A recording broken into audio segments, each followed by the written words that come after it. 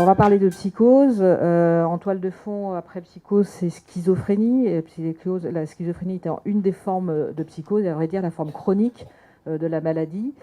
Lorsqu'on évoque ce mot, on a des représentations qui sont fort peu sympathiques, qui sont en fait celles liées à des pathologies évoluées, comme si on parlait de stade 4 de maladies cancéreuses. Lorsqu'on regarde des représentations plus récentes et professionnelles sur le web, on tombe sur des images qui sont aussi peu engageantes pour les jeunes qui vont chercher de l'information, alors que maintenant on a une notion plus claire de ce qu'est réellement la psychose, c'est-à-dire c'est un ensemble de syndromes, en l'occurrence des syndromes avec des hallucinations et des délires, des déficits cognitifs, et puis des troubles cognitifs, et puis des déficits dans le sens d'une perte d'initiative. Et ces tableaux sont donc hétérogènes et variables d'un moment à l'autre. Il faut se rappeler que la population auquel on s'adresse, c'est pas les images qu'on a vues avant, c'est des jeunes entre 15 et 25 ans. C'est à ce moment-là que ça se révèle, 15-30 ans pour les jeunes femmes. Ce n'est pas un phénomène rare puisque c'est environ 15 000 nouveaux cas par an en France, en sachant qu'on a très peu de chiffres épidémiologiques. On sait aujourd'hui que c'est 15 ans de vie perdus, c'est-à-dire l'espérance de vie est diminuée de 15 ans, ce qui est énorme.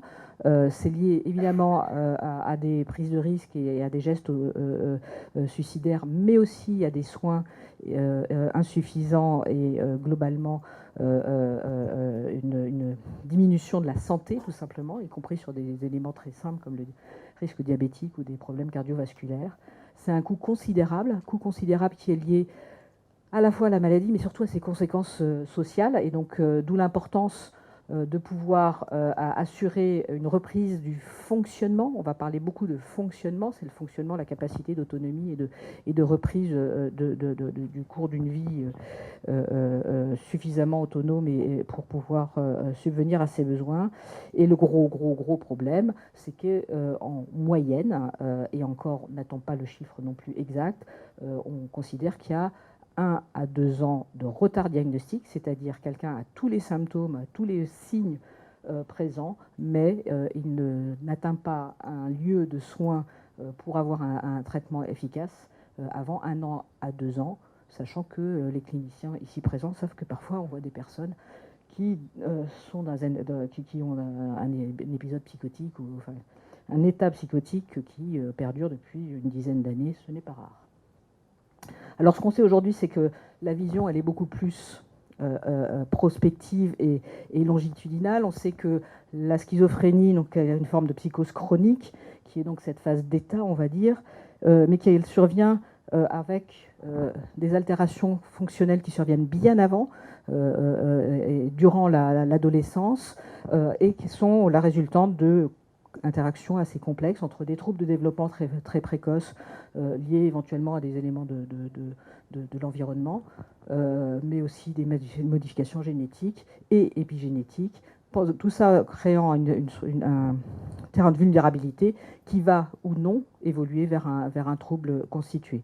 Et cette évolution se fait par interaction avec de nouveau le terrain de vulnérabilité, les éléments environnementaux comme le stress ou le cannabis, mais pendant une période particulière de la maturation cérébrale qui est l'adolescence cérébrale, pendant lesquelles il y a des vrais remaniements, qui est une véritable période développementale.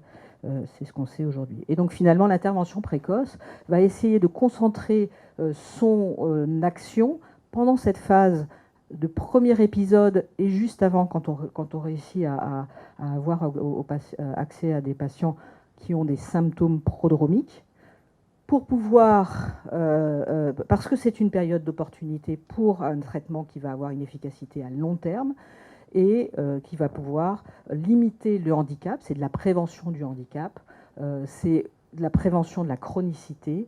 Et on sait aujourd'hui, sauf en France où pour l'instant on était en retard, en tout cas en 2016 on était en retard, on sait que les coûts, le gain est de 1 pour 15.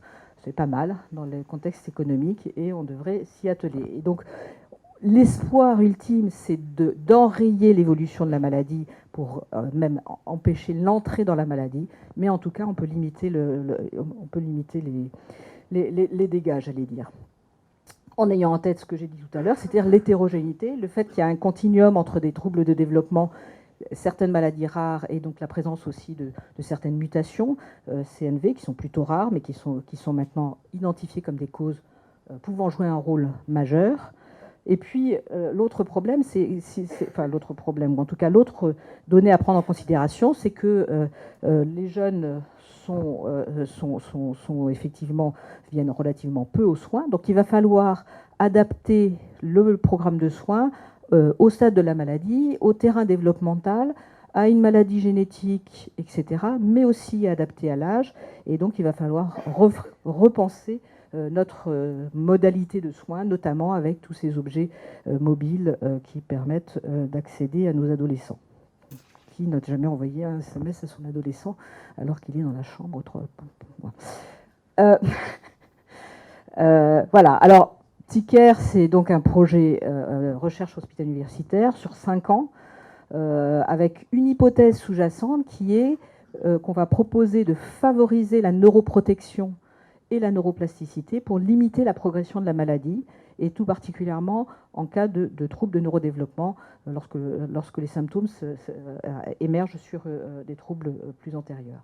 Et les objectifs vont être d'améliorer la détection et le diagnostic précoce, parce que sinon on arrive trop tard, de prévenir la chronicité et le handicap, donc d'améliorer le fonctionnement, d'introduire une médecine de précision dans l'intervention précoce, et ça c'est une nouveauté par rapport à la plupart des programmes qui sont développés ailleurs, de transférer les connaissances au terrain clinique. Je suis avant tout clinicienne et c'est parfois très intéressant de voir certains algorithmes qui sont aujourd'hui publiés, mais tant qu'on n'arrive pas à le transférer dans la pratique quotidienne, c'est pas très utile pour le patient. Et puis, il va aussi falloir faciliter l'accès aux soins et améliorer la sensibilisation. Sinon, on a une Rolls-Royce, mais personne ne monte dedans. Alors ce travail, enfin le projet lui-même s'appuie sur un certain nombre de résultats antérieurs des partenaires. Je ne vais pas trop les citer parce qu'ils vont être développés tout à l'heure dans les différents Work Packages, mais qui vont de l'épigénétique, où vous voyez la différence entre des jeunes qui font la transition vers la maladie versus ceux qui ne le font pas. On voit bien qu'il y a une différence.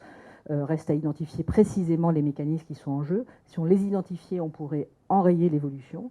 Des analyses multimodales, notamment avec de l'imagerie, qui seront présentées. L'évaluation de la motricité, qui est un travail qui est fait avec à la fois un partenaire qui est privé, Sensix, mais aussi l'équipe de Pavel Lindbergh,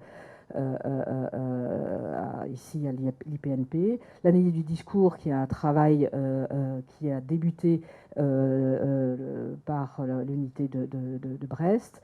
Le travail sur l'ontologie de la psychiatrie pour pouvoir utiliser les textes, qui est aussi un travail en cours, et puis l'utilisation aussi de certains jeux et de réalité virtuelle qui ont été validés préalablement. En fait, l'idée qu'on souhaitait mettre en œuvre, c'est de se dire comment un psychiatre formé, certes, mais pas forcément spécifiquement formé à cette question-là, ou même un praticien non psychiatre, pourrait recueillir des informations et pourrait obtenir via des algorithmes d'aide à la décision comment on pourrait améliorer les soins, quel que soit l'endroit où on se trouve en France ou ailleurs d'ailleurs. Mais ici, pour l'instant, on s'occupe de la France. Voilà, donc je passe sur les algorithmes, mais simplement en soulignant deux choses. L'innovation, c'est que, alors qu'avant on avait des risques qui étaient calculés sur un groupe, aujourd'hui on est susceptible de pouvoir calculer un risque à un stade individuel. Et l'innovation, et qui est à la fois un challenge, ça va être de pouvoir intégrer différentes modalités, c'est-à-dire pas seulement faire un algorithme sur l'imagerie, mais aussi intégrer les données biologiques, cognitives, etc. Alors ça, sur le plan clinique, il va y avoir effectivement 3 essais cliniques, et notamment un principal, qui va faire la preuve de concept de la possibilité de faire de la médecine individualisée et dans le cadre de l'intervention précoce. On est aussi intégré dans des consortiums internationaux, ce qui va nous permettre de bénéficier d'un certain nombre de données cliniques, mais aussi d'appui pour le développement de certains aspects, et notamment les consortiums EUGUI, PRONIA, la branche francophone de l'IEPA, et puis des groupes de travail de deux sociétés européennes, l'EPA et le CNP, auxquels je participe. Je vais passer là-dessus parce que c'est repris après. Le travail, lui, s'organise en 9 work packages qui sont ici représentés. C'est toujours très difficile de représenter les choses, donc on critique certaines flèches, mais bon, on va essayer de vous les expliquer. Dans un premier temps, en tout cas, on va commencer par travailler pour créer une première version de l'aide à la décision en travaillant sur des algorithmes pour adapter les stratégies thérapeutiques en utilisant des données biologiques existantes, IRM, imagerie, et cliniques et cognitives. Tout ça va être, donc ça c'est les 3 premiers work packages. Le work package 4 est un work package essentiel puisqu'il va calculer et définir un score développemental notamment. Toutes ces données-là vont être hébergées sur une plateforme qui va être aussi tout à fait essentielle et doit être montée tout de suite, plateforme dont vous découvrirez les particularités. À côté de cela, on va valider principalement deux outils nouveaux pour l'intervention. On va valider l'efficacité d'une application existante de training cognitif, premièrement. Et deuxièmement, on va mettre en place une application qui va être détaillée par Emmanuel Chevalier pour faciliter le monitoring, faciliter les outils qu'on procure non seulement aux patients, à leurs familles, mais aux professionnels. Le Work Package 7 s'est laissé randomiser principal. Là aussi, ça va être détaillé. Donc, je ne rentre pas dans le détail. Et puis, un 8e Work Package qui va assurer que nos résultats vont pouvoir être utiles, répondre aux besoins des populations et des patients, et aussi avoir un impact médico-économique positif. Et puis le dernier work package qui est celui de la coordination-valorisation, c'est soit le premier, soit le dernier, mais en tout cas, c'est un work package qui a toute son importance, notamment pour définir les règles de gouvernance, mais aussi les produits, puisqu'on va être jugé là-dessus. Donc ça, là, vous voyez résumé un certain nombre des produits qu'on va pouvoir élaborer, qu'on espère élaborer dans ce programme, à la fois identifier des nouveaux biomarqueurs, à la fois identifier des cibles pour des stratégies modifiant le processus de la maladie, améliorer le phénotypage digital, définir des nouvelles applications de santé pour l'entraînement cognitif, mais également pour l'engagement dans les soins, de définir des nouveaux algorithmes d'aide à la décision et de les mettre à disposition via une interface sécurisée pour les praticiens, de travailler dans le cadre d'une recherche participative avec les patients et les familles pour identifier les vrais besoins, et puis aussi de construire des boîtes à outils pour favoriser l'émergence de nouveaux centres d'intervention précoce, pour faciliter la communication et les campagnes d'information dans les écoles, auprès des professionnels de première ligne. Vous retrouvez ici les 9 work packages avec les noms des différents responsables qui vont se présenter les uns et les autres. Un flowchart très grossier et un peu faux, mais juste pour se représenter, et notamment ce qui va se passer pendant cette première année, c'est ça qui est important, en tout cas pour aujourd'hui. Vous voyez qu'il y a finalement dans ce programme, il y a une première partie, on va travailler notamment sur les algorithmes pour définir les outils dont on aura besoin pour l'essai clinique principal qui devrait débuter à 18 mois.